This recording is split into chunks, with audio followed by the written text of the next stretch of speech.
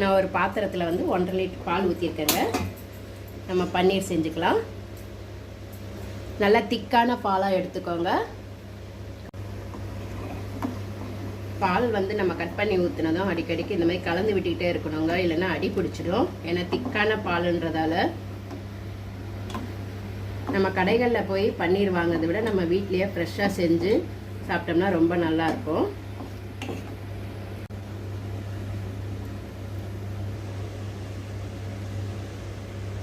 பால் நல்லா 2-3 வாட்டி பொங்கி வந்துடுச்சுங்க. இப்போ நம்ம ஸ்டவ்வை ஆஃப் பண்ணிக்கலாம். இன்னும் ஒரு ஸ்பூன் நான் ஊற்றிக்கிறேங்க லெமன்.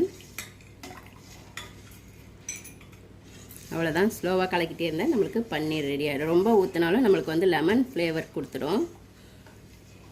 அவ்வளோதாங்க, நம்மளுக்கு பன்னீர் ரெடி ஆகிடுச்சு. இதை இப்போது நம்ம ஃபில்டர் பண்ணிக்கலாம். நான் வந்து ஒரு வடிகட்டி வச்சு அது மேலே லேசான துப்பட்டாவை போட்டிருக்கேங்க. இது இதுக்குன்னு யூஸ் பண்ணுறது.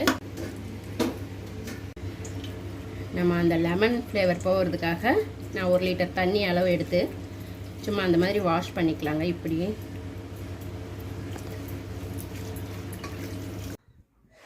தண்ணி வடிகிறதுக்கு வந்து நான் இந்த மாதிரி ஹேங்கரில் கட்டி வச்சுருக்கேங்க. கீழே ஒரு பாத்திரம் வச்சுருக்கேன், தண்ணி சொட்டு சொட்டாக இதுவாகட்டும்னு.